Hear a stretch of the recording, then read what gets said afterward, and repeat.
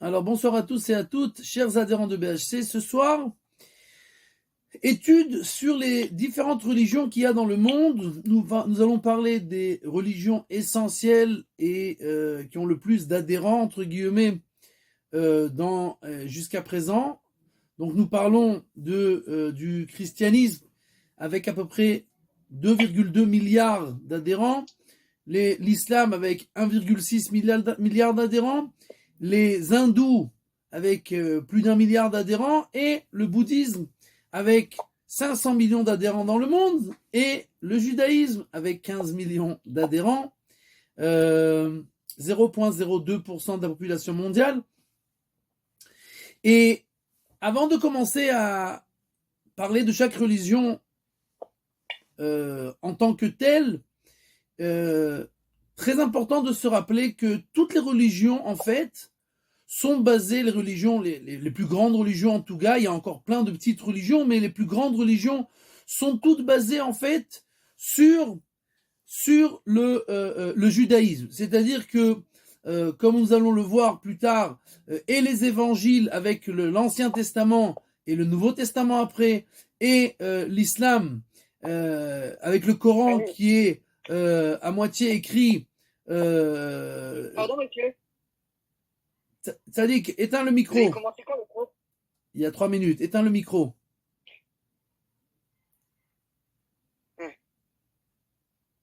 Ok. Donc,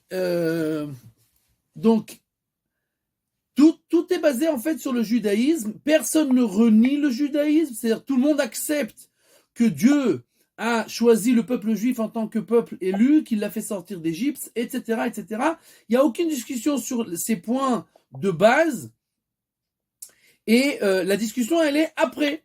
Est-ce qu'on accepte les autres religions, que chaque religion prône quelle est la véritable religion? Le christianisme qui est le Vérus Israël, l'islam qui dit que en fait ils ont été choisis après que le peuple juif a fauté, etc. Donc le monde entier, la majorité du monde en tout cas est croyant et ils croient sur les mêmes bases de croyances et ces bases de croyances elles sont tous basées sur le judaïsme. Maintenant, très important de comprendre chaque religion, d'où elle est venue, comment ça s'est passé, etc. pour comprendre les points de base de réflexion. Et après, chacun, bien entendu, réfléchira avec son intelligence personnelle pour arriver à ses propres conclusions. Maintenant, le Rambam écrit quelque chose de très important dans la compréhension de pourquoi Dieu a-t-il fait ça de cette manière-là, que la Torah n'a-t-elle pas été acceptée par le monde entier et que les autres religions sont celles qui sont à la base du monde. Et donc, dans le Rambam dans Ilchot Melachim, dans le 11e chapitre, la Halacha 4, le Rambam nous dit la chose suivante, tout à fait extraordinaire. Le Rambam nous dit comme ça, Maïmonide nous dit que Dieu a fait en sorte de disperser, entre guillemets, la Torah dans le monde par l'intermédiaire des nations. C'est-à-dire que si le peuple juif était resté seulement le peuple qui avait reçu la Torah, on va arriver, bien entendu, Bezrat Hashem, à l'ère messianique, où nous allons la délivrance du monde et donc la connaissance des bases de réflexion de la Torah. Mais s'il n'y a que le peuple juif, qui sont 15 millions de personnes qui sont dispersées partout, il n'y a aucune chance qu'ils arrivent à faire connaître cette Torah. Donc, qu'est-ce qu'a fait Dieu, nous dit le Rambam? Il a fait en sorte que les plus grandes religions, c'est-à-dire le christianisme et l'islam, propagandent la Torah. Et donc, en fait, aujourd'hui, le monde entier, par l'intermédiaire de la Bible, le Nouveau Testament avec l'Ancien Testament et le Coran qui parle lui aussi de tout ce qui est écrit dans la Torah. Donc, aujourd'hui, la majorité du monde connaît les bases de la Torah. Et donc, c'est ça la préparation pour l'ère messianique où la Torah va être divulguée dans le monde entier. Ça ne sera pas une surprise, ça ne sera pas une nouveauté, ça ne sera pas quelque chose que personne ne connaît. Tout le monde connaît ça puisque ça a été dispersé, ça a été dispensé en fait dans le monde par toutes les religions. Ça, c'est pour l'introduction, pour comprendre pourquoi, d'un point de vue historique, le judaïsme était à la base de toutes les religions, et deux, pourquoi ça a été fait de cette manière-là, pour que, en fait, toutes les religions qui sont basées sur la Torah dispensent cette Torah-là dans le monde en préparation à l'ère messianique. Maintenant, on va commencer maintenant à parler de la plus grande religion, le christianisme. Comme nous l'avons dit, 2,2 milliards d'adhérents dans le monde. Maintenant, il faut comprendre que dans toutes les générations où il y avait des malheurs et que le peuple juif était pourchassé et persécuté, alors à chaque fois qu'il y a eu une ère, une période comme ça, alors il y a eu des faux messies. On a eu Shabtai Tzvi, quand il y a eu les persécutions à cette époque-là. On a eu Yaakov Frank en Pologne, et encore toutes sortes de faux messies, d'accord, que chacun venait dire, moi je suis venu délivrer le peuple juif, et quand il a vu qu'il n'a pas pu réussir à convaincre le peuple juif, alors, ou il est passé autre part, comme nous allons le voir plus tard, comme par exemple Shabtai Tzvi qui s'est converti à l'islam au final, d'accord, et qui a, entre guillemets, essayé d'amener la délivrance par l'intermédiaire de l'islam. Donc, quoi qu'il en soit, ce sont toutes sortes de faux messies qui ont poussé dans cette ambiance-là de malheur et de catastrophe, qui sont en fait la base, comme il est écrit dans les prophéties, que à la fin des temps, il y aura des grands malheurs, et donc automatiquement, tout celui qui viendrait et qui dirait qu'il est le Messie, alors on l'accepterait. Maintenant, tous se sont basés sur les sources, que ce soit Jésus, que ce soit Shabtai Tzvi, que ce soit tous les messies qui sont arrivés entre guillemets, et le temps a fait ce qu'il avait besoin de faire. C'est-à-dire que, comme nous allons le voir au début, personne n'a accepté, et au final, le temps, petit à petit, a fait ce qu'il avait à faire, et les religions sont devenues ce qu'elles sont devenues. Histoire. L'histoire, elle commence un an à peu près avant l'an 0. Nous parlons de l'ère chrétienne, c'est-à-dire l'an 0, la naissance de Jésus, d'accord? Il y a un couple qui est fiancé, Joseph et Myriam, qui est devenue Marie au final, bien après, d'accord? Mais c'était une juive, lui il était juif, d'accord? Il s'appelait Joseph, elle s'appelait Myriam. Myriam se prostitue avec un non-juif qui s'appelle Fandira, et elle est enceinte. Elle tombe enceinte, et alors Jésus naît, c'est l'an 0. Beaucoup de gens ne savent pas, c'était le 25 décembre, et personne ne sait exactement pourquoi la nouvelle année a commencé pas le 25 décembre, mais le 1er janvier. Le 1er janvier, et personne ne comprend pourquoi. Vous pouvez répéter les 3 premières minutes, à peu près, s'il vous plaît, si ça vous dérange. Alors, parce que j'ai pas trop... Ok. Alors, donc, encore une fois, l'an 0, c'est la naissance de Jésus, et comme on vient de le dire, cet an 0, il n'a pas vraiment commencé à la naissance de Jésus, il a commencé 8 jours plus tard, parce que si on compte le 25 décembre, 26, 27, 28, 29, 30, 31, le 1er janvier, c'est la Brit Mila de Jésus qui est né juif, d'accord? Il s'est fait circoncire, donc le 8e jour de sa naissance, comme tous les enfants, les bébés juifs, et donc ce 8e jour, c'est le 1er janvier, et en fait, le monde entier fête la nouvelle année en pensant que c'est quelque chose qui est tout à fait laïque, mais pas du tout. C'est en fait le début de l'ère chrétienne qui a commencé en fait avec la circoncision de Jésus. Jésus meurt, est mis à mort ou meurt, on verra ça plus tard, à l'âge de 33 ans. Il n'a pas fait beaucoup de choses dans sa vie, mais toute l'histoire en fait ne commence même pas avec Jésus. Jésus, lui, il a essayé de faire connaître une nouvelle religion, mais il n'a même pas eu le temps de commencer sa vie, il a déjà été mis à mort. Celui qui a commencé la religion chrétienne, c'est celui qui s'appelle Saül de Tars, en l'an 90 de l'ère chrétienne. C'est-à-dire 60 ans après que Jésus est mort, Shaoul de Tars, qui s'est fait renommer Paulus, d'accord, il s'est donné un nouveau nom, Paulus, il a dit qu'il a rêvé et que Jésus s'est dévoilé à lui et qu'il lui a demandé de faire connaître la religion chrétienne. Donc, nous parlons de l'an 90 jusqu'à l'an 120 de l'ère chrétienne. Les évangiles ont été écrits, les 4 parties des évangiles, et tous ceux qui ont écrit les évangiles, personne n'a connu, donc bien entendu, Jésus, à part Yohanan, qui était un des élèves, entre guillemets, d'accord? Et donc, personne, ceux qui ont vu n'ont pas écrit, ceux qui ont écrit n'ont pas vu, et donc s'il n'y a pas de témoin, forcément il n'y a pas de d'histoire véritable. Nous, on ne sait pas véritablement ce qui s'est passé, personne ne sait exactement ce qui s'est passé. Oui, ça dit. Donc tout ça, les noms, Jérémie, tout ça, c'est des prophètes ou des livres. Jérémie, c'est un prophète et c'est un livre aussi, d'accord?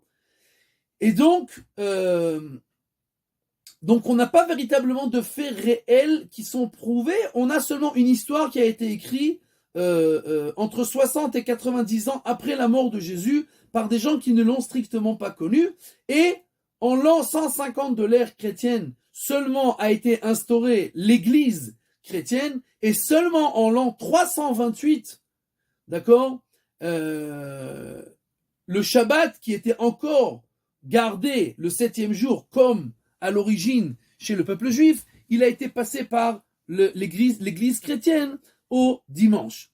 Donc, au début, bien entendu, il était Shabbat, et au final, il a été passé le dimanche, et seulement en l'an 336, d'accord, a été instauré Noël, c'est-à-dire 300 ans après la naissance de Jésus, l'Église a instauré Noël, d'accord, la naissance de Jésus, et pour en souvenir en fait de cette naissance-là.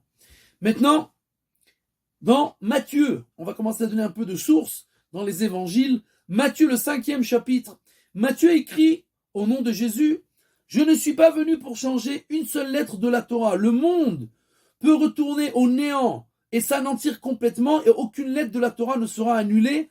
On ne peut pas annuler que ce soit le moindre, la moindre mitzvah, le moindre précepte des préceptes de la Torah ne pourra pas être annulé. Nous verrons plus tard qu'au final, quand Jésus et les élèves plus tard, bien après sa mort, ont essayé de convaincre les gens d'adhérer à leur nouvelle religion, personne n'a accepté, et alors on a commencé à, doucement, bien que Jésus a dit... Oui, Tzadik. Pardon. Juste pour savoir, le cours, il s'est fini à quelle heure? À 9h30, mais les questions, garde-les pour la fin, comme ça on peut se concentrer, ok? Ok. Ok. Donc, où on en était?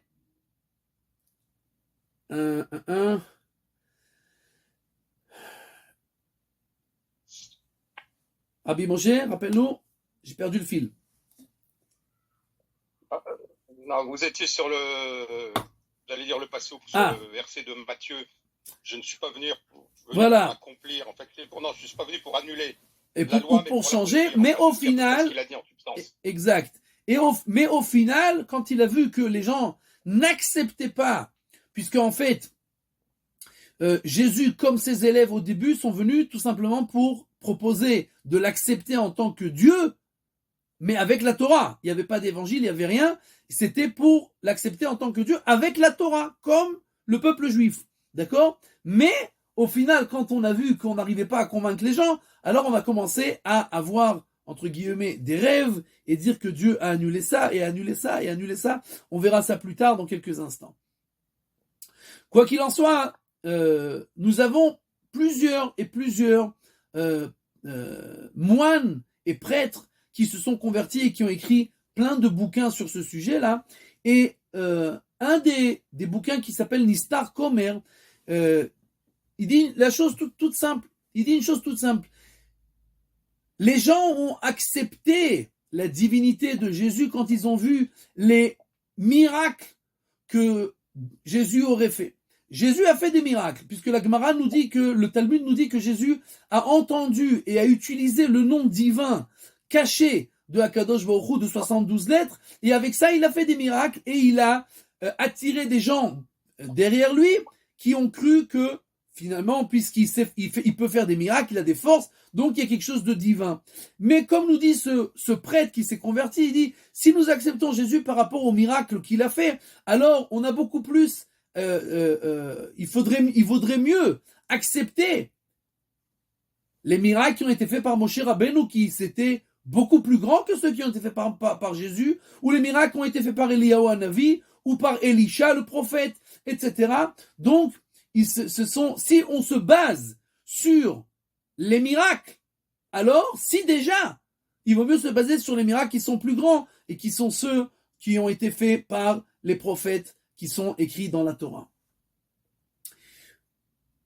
Le saint Auguste, Philippe Auguste, d'accord, le saint Auguste, un des grands prêtres de l'Église chrétienne, des premiers grands prêtres de l'Église chrétienne, il écrit dans un de ses bouquins que les évangiles ont été écrits par des demi-fous qui étaient des demi-juifs. Ce qui veut après la source, je donnerai exactement la page où il écrit dans son bouquin, d'accord? Et il écrit en fait que ce sont des gens qui étaient inconnus et qui n'ont jamais connu Jésus, d'accord? Et que ils l'ont jamais vu et qu'ils ont inventé toutes sortes d'histoires. Et il y a tellement de contradictions dans les évangiles que ça nous montre que seulement des juifs qui sont à demi-fous ont pu écrire des bêtises pareilles. Et ils ont attrayé à notre maître Jésus, d'accord, toutes sortes de choses qui n'ont pas lieu d'être. Ça, c'est le témoignage du saint Philippe Auguste, d'accord, qui parle des évangiles elles-mêmes.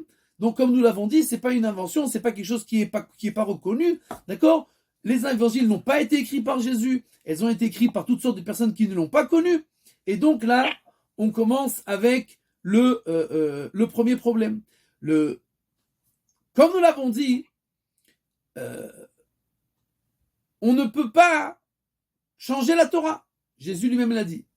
Mais si on ouvre Luc, dans les évangiles, Luc, le premier chapitre et le deuxième chapitre, il vient chez Paulus, le Saül de Tars, qui vient pour convaincre les Romains qui étaient la plus grande nation à cette époque-là, d'accord? Donc les Romains, il veut les convaincre de devenir juifs et d'accepter Jésus en tant que divinité. Ils ne veulent pas, parce qu'il faut faire la Brit Mila. Tu veux devenir juif, il faut faire la Brit Mila.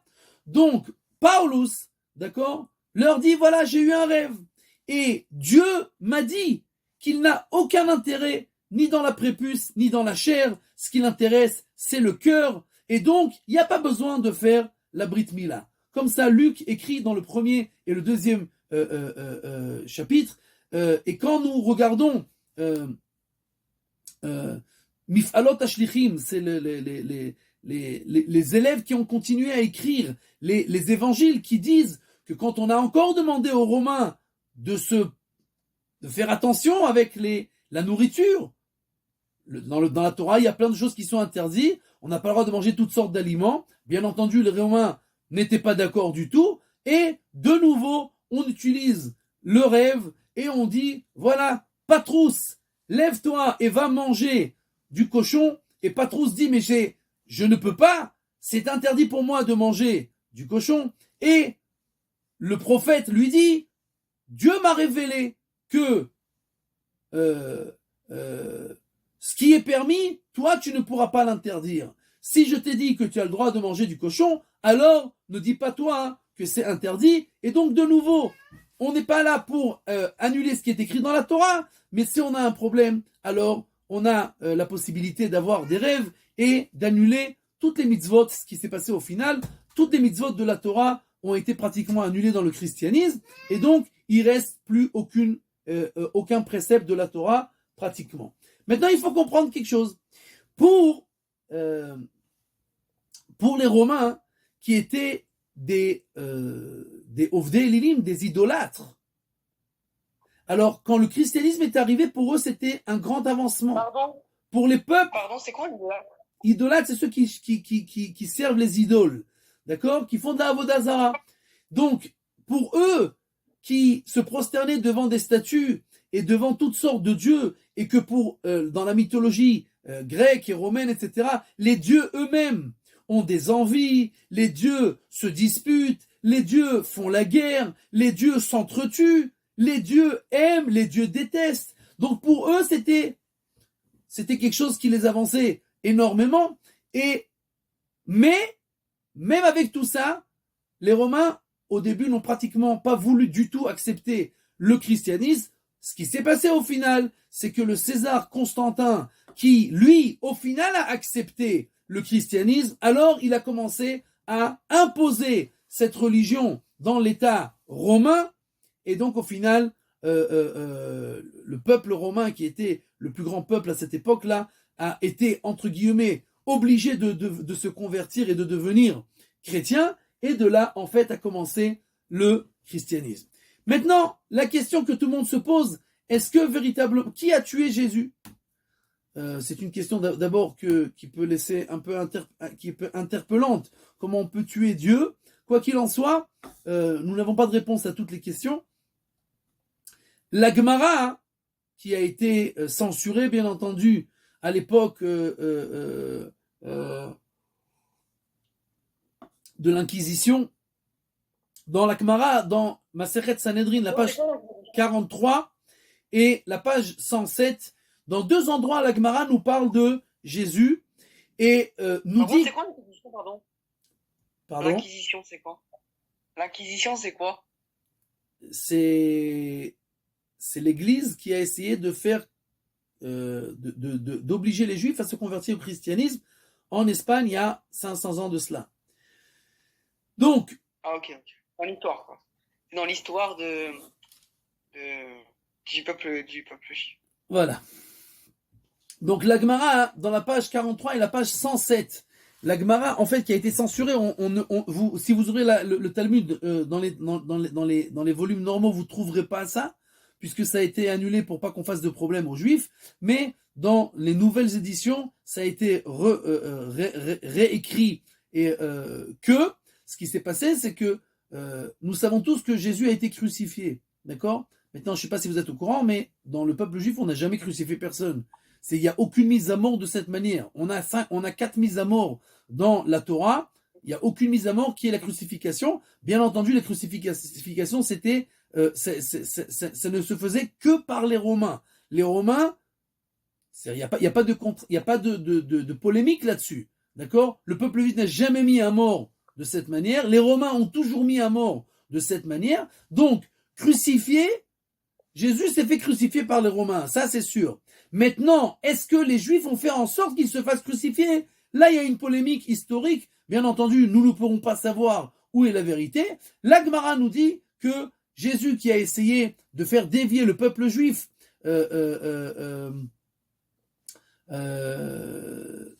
du chemin de la Torah, alors il a été rejeté du peuple juif, mais au final,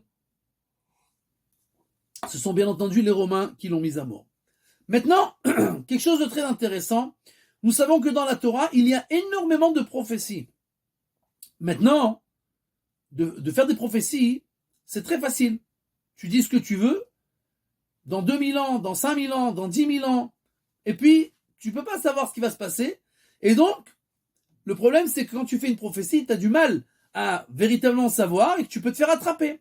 Donc, il faut faire attention à ne pas dire de bêtises. Dans le judaïsme, il y a des centaines et des centaines de prophéties dans l'Ancien Testament, dans la Bible, dans le Tanakh.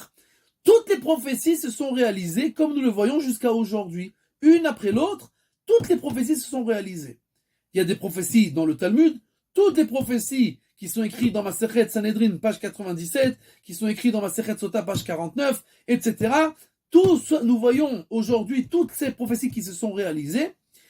Dans le christianisme, dans les évangiles, il n'y a aucune prophétie, à part Christomous, qui a fait une prophétie.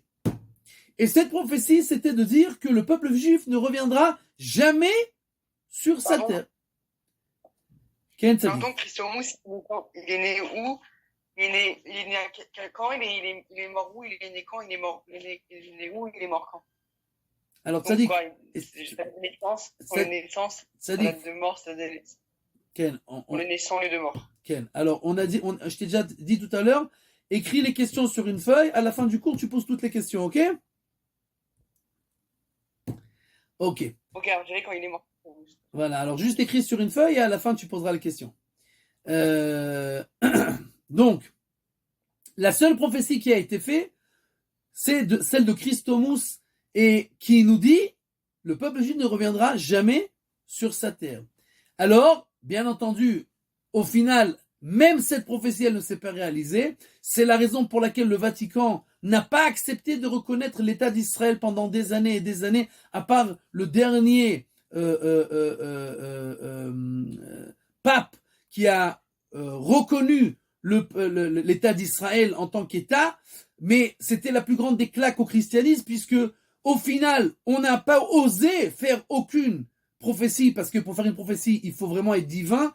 Or, dans la Torah qui a été donnée par Dieu, comme tout le monde l'accepte, il y a plein de prophéties, puisque Dieu sait exactement ce qui va se passer.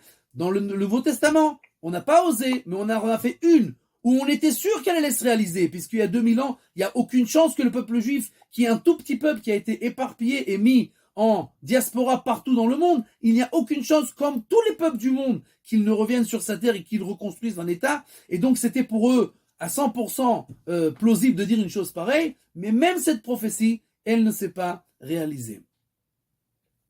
Maintenant, qui c'est Jésus? Nous avons deux endroits dans les évangiles où il est écrit. Matthieu, le 1er chapitre, et Luc, le 3e chapitre. Et si nous regardons ce qui est écrit là-bas, il est écrit que Jésus était le fils de Joseph, comme nous l'avons dit.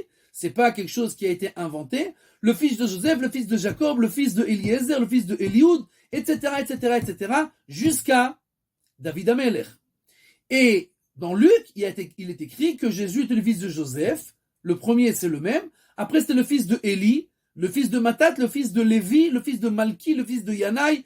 Au final, jusqu'à David Amelech, il y a au final seulement, entre guillemets, 25 différences entre ces deux évangiles qui ont été écrits par deux personnes différentes sur l'ascension, d'où qui sont les pères et les grands-pères de Jésus. 25 différences seulement. Tout le monde est d'accord que ça commence avec Joseph. Tout le monde est d'accord que ça se termine avec David, puisque c'est le Messie, donc il vient de David. Le seul problème, c'est que Joseph, c'était le père qui était marié avec Marie, mais il n'a pas eu de rapport avec elle. Or, si on veut dire que, au final, Joseph, le fils de David, c'est pour nous dire que son ascension, elle vient de David, puisque le Messie, c'est le descendant de David. Le petit problème, c'est que l'ascension, elle vient par le père et pas par la mère. Or, s'il n'a pas de père et que Joseph était seulement celui qui vivait avec Marie, mais qui n'était pas en fait son mari véritablement, qui n'était pas le père de Jésus, donc on a un problème. Comment il a été aligné jusqu'à David, puisque l'ascension et l'alignement, ils ne passent que par le père. Donc ça, c'est un problème, à part les 25 différences dans ces deux livres, ces deux parties des évangiles, sur les pères et les grands-pères de Jésus.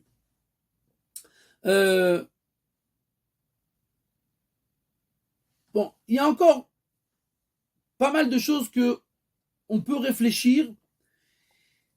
Vous savez, aujourd'hui, on achète un ordinateur et on sait que dans 1 an, 2 ans, 3 ans, 5 ans, on achète un portable, on sait que c'est la génération 4e génération, 5e génération. Et puis au final, on dit non, l'ancien, il n'était pas bien. Non, on a réfléchi, on a trouvé quelque chose de meilleur, etc., etc. De penser que Dieu, c'est un inventeur qui se trompe en disant qu'au final, il a choisi un peuple et au final, il s'est trompé. Alors on a le Vérus Israël, le véritable Israël.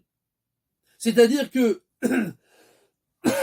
il y a un peuple qui a été choisi, on a fait une gaffe, on a fait une erreur, on se repentit entre guillemets, et on choisit un autre peuple. Bien entendu, cette thèse, elle a été reprise et par les chrétiens et par l'islam, d'accord? Donc, on est le nouveau peuple d'Israël, puisque Dieu, entre guillemets, s'est gouré, s'est trompé complètement, et petit problème, vu que dans la base du christianisme et de l'islam, c'est l'Ancien Testament. Or, l'Ancien Testament, il est écrit dans les prophéties qui sont acceptées par le christianisme et l'islam. Il est écrit dans Isaïe, d'accord, le 54e chapitre, le verset 10. Il est écrit que les montagnes et les rivières, le ciel, Isaïe, le ciel et la terre seront annulés et jamais je ne changerai le peuple juif avec un autre peuple. De la même manière, Jérémie, dans le 31e chapitre, il écrit de la même manière que Zera Israël Ishbetu Miyot Goy Lifne Kol Hayamim, jamais le peuple juif ne sera changé et jamais mon peuple ne pourra être perdu. Donc, petit problème, puisque au final, on est en train de nous dire, bien que c'est écrit dans la base de toutes les religions, que le peuple juif ne sera pas changé, il a été finalement changé, Dieu s'est trompé, il a pris un nouveau peuple. Donc ça, c'est une matière à réfléchir.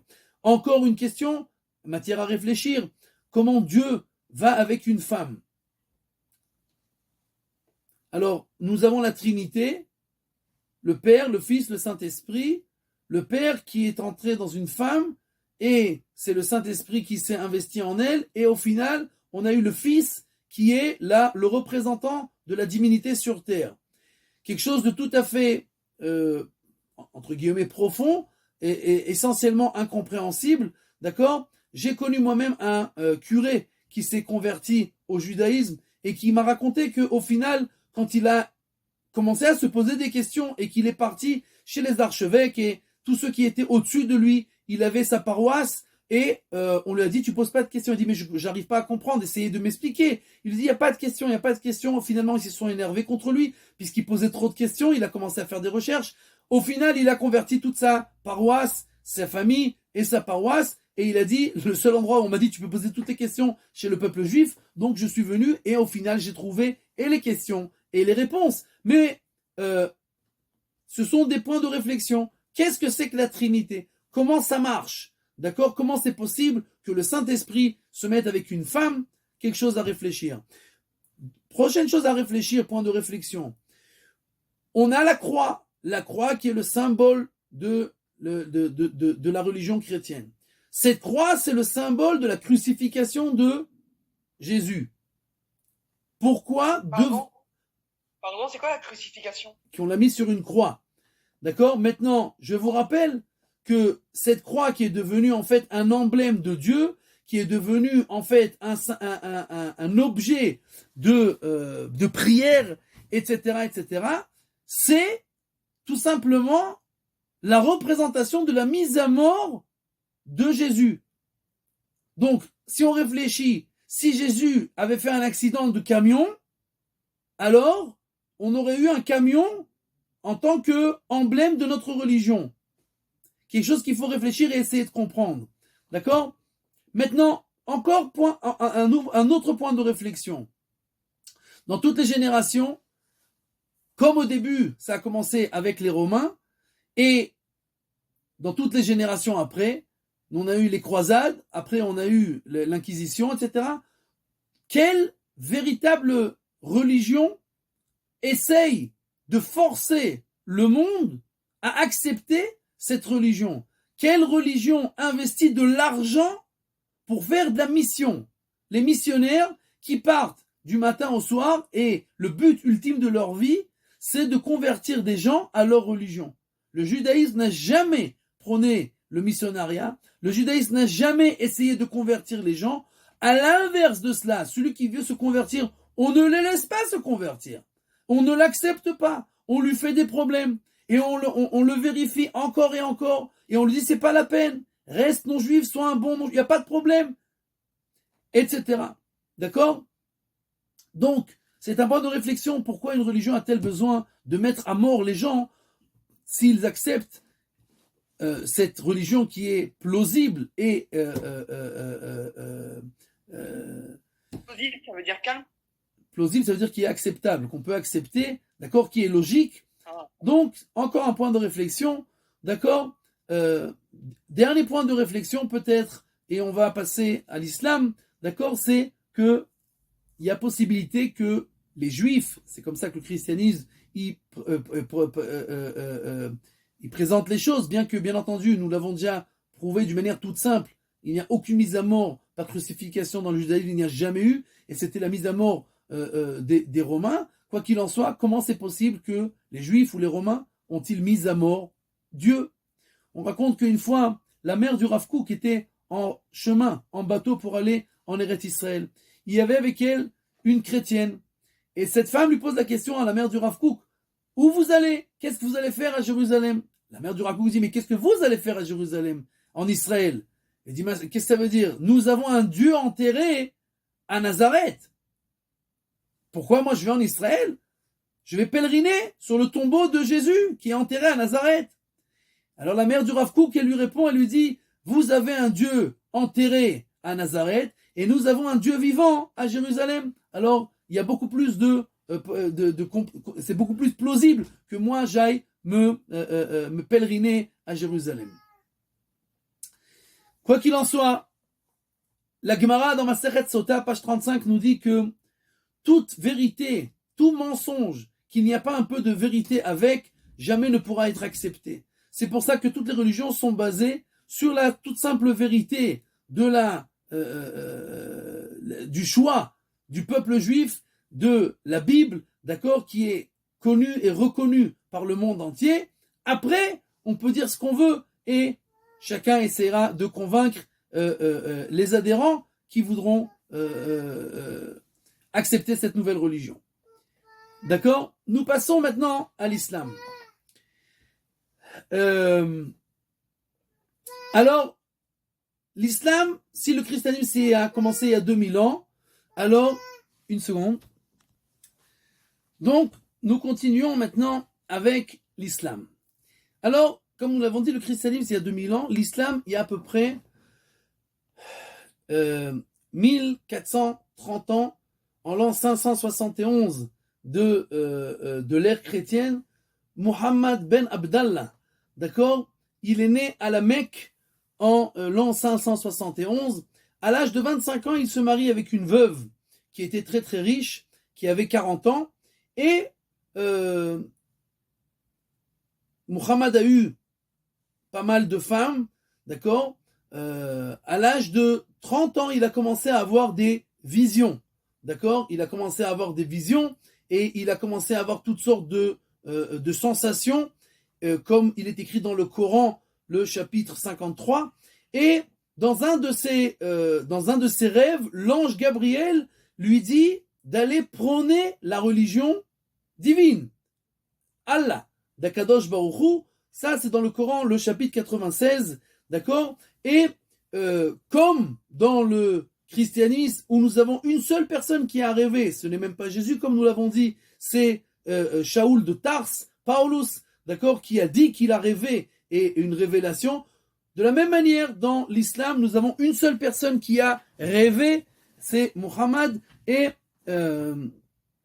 au début, même les gens de sa tribu ne l'acceptaient pas du tout. On dit qu'il était fou, tout le monde l'a rejeté. Quoi qu'il en soit, à l'encontre de Jésus, qui a fait lui, oui, des miracles, puisque Jésus était juif, et comme nous l'avons dit, il avait utilisé le nom divin, comme la Gemara nous le raconte. Mohammed, lui, n'était pas juif et n'avait pas ces noms divins pour faire des miracles, donc il n'a fait aucun miracle, et comme nous allons le voir, au final, cette religion s'est propagée seulement par la force, et donc Mohammed qui passait d'endroit en endroit, après que sa femme est morte, cette veuve-là qui est morte et qui était très riche, alors Mohammed a utilisé l'argent qu'il avait de sa femme il avait loué des mercenaires qui étaient avec lui partout, et ils allaient d'endroit en endroit, tuer, piller, prenaient les femmes, et il avait toutes sortes de femmes, une femme de 9 ans qui s'appelait Aïcha, et toutes sortes de femmes qu'il prenait après qu'il avait tué leur mari devant leurs yeux, et ceux qui voulaient accepter sa religion étaient les bienvenus entre guillemets, et ceux qui ne voulaient pas étaient mis à mort. Maintenant, quelques points de réflexion, parce qu'il est déjà tard et nous devons avancer. Une des mitzvot, entre guillemets, des obligations, chaque musulman, c'est d'aller se prosterner au moins une fois à la Mecque, où est né Mohammed. Et en fait, qu'est-ce qu'il y a à la Mecque? À la Mecque, il y a une pierre noire. Cette pierre noire, en fait, qui a été une pierre qui a été mise là-bas bien avant Mohammed et qui a été instaurée là-bas pour l'idolâtrie. C'était une idolâtrie, mais l'histoire raconte que Mohammed aurait sanctifié cette pierre, donc, et à partir du moment où elle a été sanctifiée, bien que c'était une pierre d'idolâtrie, d'accord, elle a été sanctifiée par Mohammed, donc on doit se prosterner vers cette pierre-là, qui est en fait l'endroit saint qui a été sanctifié encore une fois par Mohammed. Maintenant,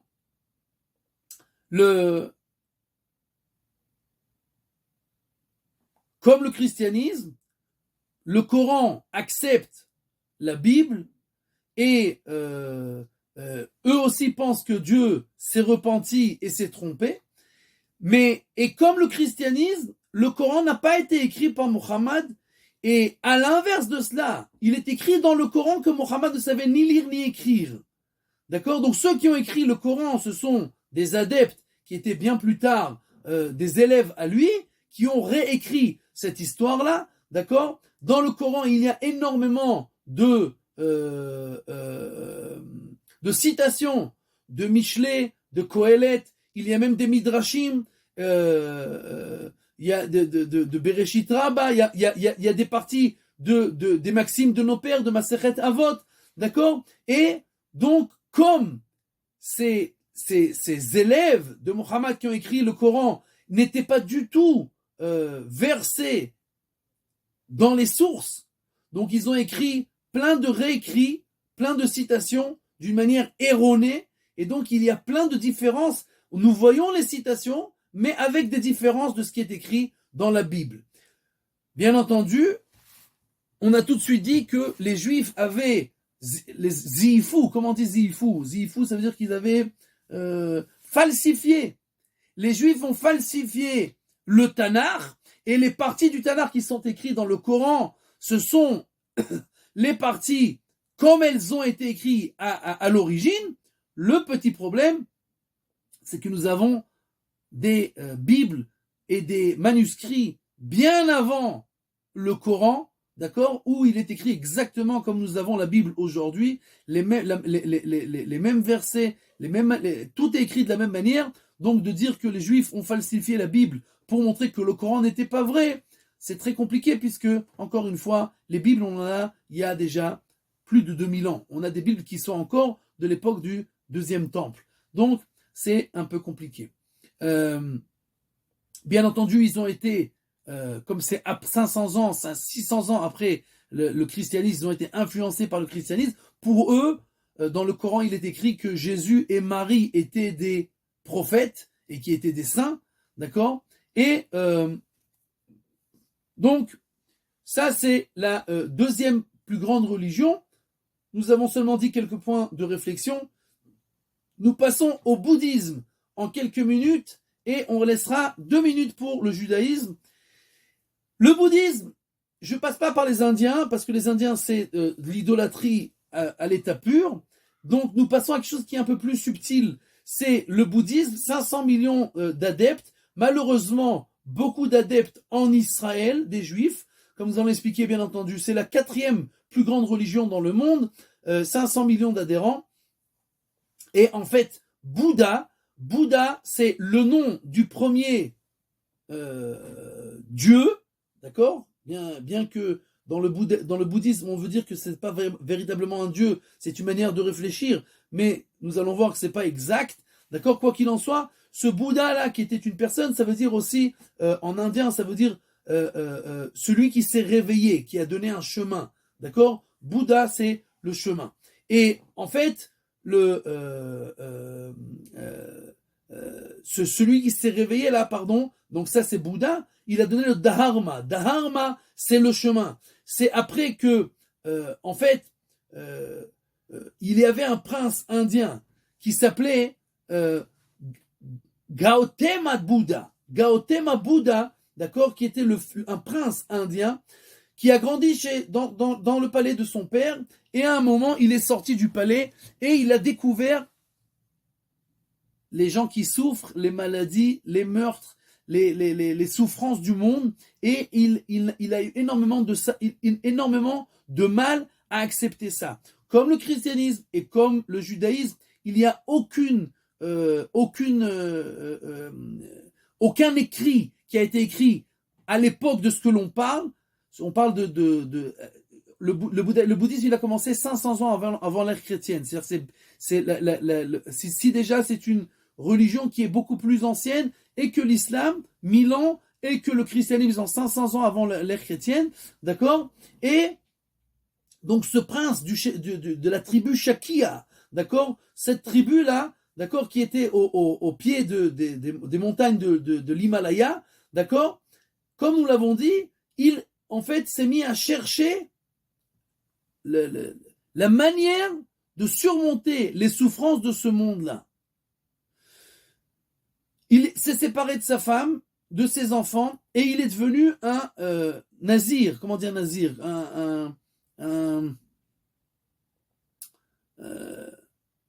Comment dire nazir? Un ermite. Un ermite.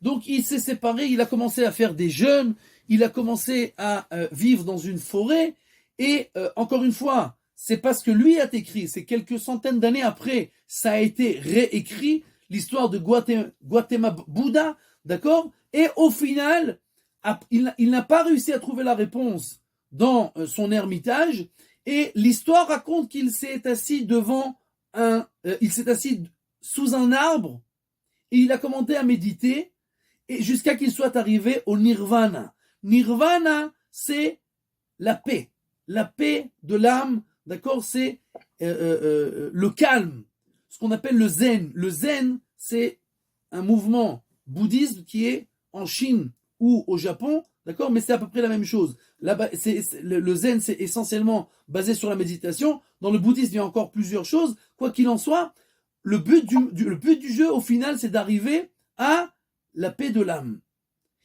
Il y en a qui disent qu'il a eu après une nuit qu'il était assis sous cet arbre. Il y en a qui disent après 3 ans qu'il était assis sous cet arbre. Quoi qu'il en soit, encore une fois, on ne sait pas exactement ce qui s'est passé puisque ça a été écrit des centaines d'années après, d'accord? Et il est mort à l'âge de 84 ans. Et depuis, on a commencé les successeurs, les uns après les autres, jusqu'à aujourd'hui. Parce que par exemple, on a le Dalai Lama qui est au Tibet, mais c'est seulement le dirigeant bouddhiste qui est au Tibet. Il y a toutes sortes de bouddhistes dans le monde aujourd'hui, d'accord? Et donc en fait, pourquoi cette religion attire-t-elle tellement de gens? Alors elle parle de la paix de l'âme. La majorité des gens ne sont pas bien dans ce monde-là. La majorité des gens ne se sentent pas bien dans ce monde-là. La majorité des gens souffrent dans ce monde-là. Donc quand on te dit, viens, chez moi, tu vas trouver la paix de l'âme, contrairement aux Indiens, d'accord, que eux disaient que seulement ceux qui se sont réincarnés et qui avaient réparé, alors pouvoir entrer dans les castes des prêtres indiens qui pourront avoir le nirvana, dans le bouddhisme, tout le monde peut arriver au nirvana. Si tu vas d'après les règles, c'est-à-dire que tu te fixes par rapport à Bouddha, donc ceux qui veulent dire que c'est pas de l'idolâtrie, c'est un peu problématique. Il y a beaucoup de juifs en Israël qui font du bouddhisme et qui disent c'est pas de l'idolâtrie, on peut même faire la Torah et le bouddhisme, puisque le bouddhisme c'est seulement une manière de réfléchir et de vivre. Ce n'est pas vrai, puisque au final, s'il y a 3 règles principales pour être un bouddhiste, c'est il faut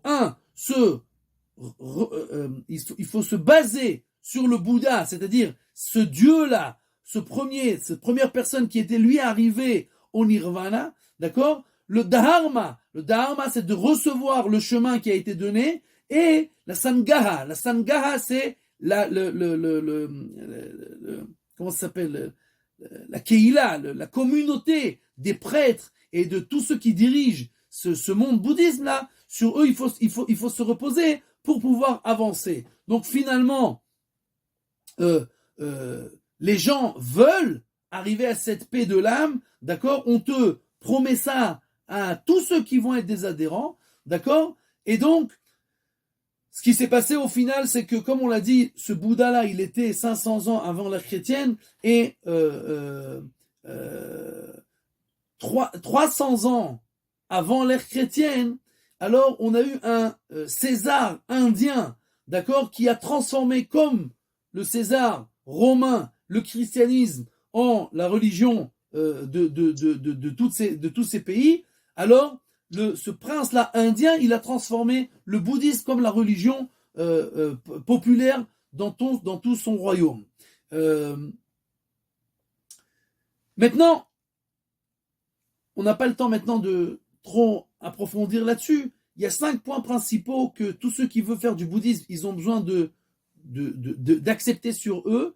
Pour devenir un prêtre, il y a 200 bases, d'accord, 200 principes de base. Le minimum, c'est 5. Il y en a 7, il y en a 10, il y en a 20. Et si on veut devenir prêtre, il y en a 200. Mais les bases de tout, c'est 1. On n'a pas le droit de porter atteinte à n'importe quel être qui est vivant, que ce soit un animal ou un être humain. On n'a pas le droit de voler. On n'a pas le droit d'avoir des rapports sexuels qui sont interdits ou qui ne sont pas moraux. D'accord? On n'a pas le droit de parler, d'utiliser sa bouche pour dire des choses, que ce soit de mensonges, blessés, ou de parler pour rien. On n'a pas le droit d'utiliser sa bouche pour parler pour rien. Et, dernière base, c'est qu'on n'a pas le droit d'utiliser ni alcool, ni matière qui nous empêche de réfléchir d'une manière claire. Puisque tout le but du jeu, c'est de se séparer, de faire de la méditation et d'arriver à la compréhension profonde, puisqu'en fait c'est ça, j'ai oublié de le dire, mais la conclusion auquel est arrivé Gautama Bouddha, c'est qu'au final, ce monde-là n'est qu'une illusion. La souffrance de ce monde-là n'existe pas. Nous sommes là pour nous réincarner tout le temps, d'accord? Et notre corps n'est qu'une écorce, d'accord, à laquelle on peut y prêter attention, et on peut se fixer essentiellement sur l'âme en se déconnectant de son corps, et que même si on souffre, c'est pas grave, et on n'a pas besoin de faire attention à cette souffrance, puisque tout ça, c'est seulement des réincarnations sur réincarnations. Il n'y a que l'âme qui est véritablement existe, le corps n'est qu'une illusion, d'accord? Donc, bien entendu, pour arriver à ça, il faut avoir la possibilité de se connecter à son âme. Si on boit de l'alcool, etc., ou on parle trop, alors on ne permet pas à l'âme de donner, d'avoir sa place, et donc on perd tout le but, toute la possibilité d'arriver à ce qu'on veut arriver. Maintenant, un point intéressant, avant de passer au judaïsme, le Dalai Lama, qui est le dirigeant du bouddhisme tibétain, moi-même personnellement, j'ai entendu plein d'Israéliens qui étaient chez lui, mais j'ai entendu encore des histoires de encore plein de gens qui étaient chez lui. Chaque juif qui arrive chez le Dalai Lama et qu'il sait ou qu'il apprend que cette personne qui est venue lui rendre visite est juif, est venue apprendre chez lui, il lui dit: t'as rien à faire chez moi. Le judaïsme, c'est la base de tout. Retourne en Israël. Chez moi, je ne reçois aucun juif pour étudier. Les autres religions, il n'y a pas de problème. Les juifs, je ne les accepte pas. Ils retournent en Israël et ils ont qu'à aller étudier. Ceux qui veulent, je peux même leur donner des films où on le voit dire ça. D'accord? Et c'est pas seulement le Dalai Lama. Tous les grands, au Japon, par exemple, le plus grand des sensei au Japon, c'est celui qui connaît le Rav Aram Tsabar, qui était lui-même là-bas et qui a appris tous les arts martiaux. Et quand il est arrivé, c'est ce grand sensei le plus grand du Japon. Il lui a dit la même chose: les juifs, moi, c'est pas pour moi. Tu retournes en Israël, là-bas, tu apprends tout et tu n'as pas besoin de moi. D'accord? Donc, récapitulons en fait quelque chose de très intéressant. Nous disons Ani le Dodi Vedodili. D'accord? Ani, les Dodi. Ani, c'est les premières lettres de Islam, Natsrut, Yahadut. L'islam, le chrétienté et le judaïsme. Ani, les Dodi. Tout le monde prétend être le peuple de Dieu, les Dodi, de mon aimé. Mais mon aimé, Li, c'est Yud. Yud, c'est la Yahadut, c'est le judaïsme. C'est-à-dire que le seul peuple où le dévoilement divin n'était pas à une personne, que ce soit Gautama Bouddha, que ce soit Muhammad, que ce soit Jésus, qui ont eu un dévoilement, personne ne peut savoir si c'est vrai ou c'est pas vrai. Le seul peuple où le dévoilement a été à des millions de personnes, et tout le monde est d'accord avec ça, personne ne rejette cet axiome de base, c'est le peuple juif. D'accord? Puisque tous les peuples acceptent l'authenticité de la Bible, donc cette révélation divine que on ne peut pas discuter sur elle, contrairement à ceux qui prétendraient avoir une révélation à une personne et personne ne peut savoir. Donc, comme nous l'avons dit, ça a été passé à des millions de personnes. Maintenant, nous savons que le peuple juif était un peuple ksheroref, c'est un peuple très difficile. Alors, le christianisme qui vient et il y a des problèmes, il n'y a pas de problème, on enlève la mila, on enlève la circoncision, tu peux manger ce que tu veux, etc. Il y a un problème, on t'enlève tout ce que tu veux. Le judaïsme, il faut être complètement fou pour l'accepter. Le judaïsme, c'est des milliers et des milliers de contradictions. On te dit quoi faire et quoi pas faire à chaque seconde. Et qui c'est le peuple qui est ksheroref, qui a la nuque dure, qui a une tête dure, qui va accepter ça? Tu peux falsifier les choses et la avod alem, tu peux les tromper, tous ces millions de personnes. D'accord? Et comme nous le voyons aujourd'hui, comment c'est compliqué pour quelqu'un qui n'est pas religieux de se repentir et de devenir religieux? C'est pratiquement impensable. C'est tellement compliqué. Alors un peuple entier lui imposer cela. Alors bien entendu, ça n'a pas été imposé, puisqu'il y a eu une révélation divine, tout le monde a accepté ça. Il n'y a pas besoin ni de force, ni de glaive, ni de croisade, ni de barbarie. Tout a été accepté après la révélation qui a été donnée au peuple juif. Maintenant, dans toutes les générations, dans toutes les religions, bien entendu, le dirigeant, le leader, le Dieu, etc., le prophète, il n'y a aucun scrupule, il n'y a aucune tâche, il est immaculé, il est propre, c'est un saint. Chez nous, dans la Torah, tous les dirigeants, le premier dirigeant, Moshe Rabbeinu, était loin d'être charismatique, il bégayait, d'accord? Ses enfants n'ont pas pris sa succession. Non, pas une seconde, attends. Ses enfants n'ont pas pris sa succession et lui-même n'est pas rentré en Eretz Israël parce qu'il a été puni, d'accord? Donc, nous voyons que on ne protège personne, on n'essaye pas d'enjoliver les choses, et les choses, elles ont été écrites comme elles ont été. Donc, récapitulons ce que nous avons vu aujourd'hui. Toutes les religions sont basées sur le judaïsme, toutes les religions acceptent l'authenticité du judaïsme, toutes les religions sont basées sur une personne qui a une révélation qui n'est impossible de vérifier est-ce qu'elle est véritable ou pas. Le seul peuple qui a une révélation devant des millions de personnes, c'est le peuple juif. Toutes les religions ne demandent pas tellement, le bouddhisme un peu plus, mais encore c'est rien par rapport au judaïsme, n'ont pas tellement de préceptes à garder, donc c'est pas compliqué d'accepter ça sur soi, contrairement au judaïsme qui demande énormément de choses à être acceptées, et donc il faut être complètement fou pour l'accepter si on n'est pas sûr à 100% que la révélation était divine. Voilà pour aujourd'hui, et Bsorot Tovot.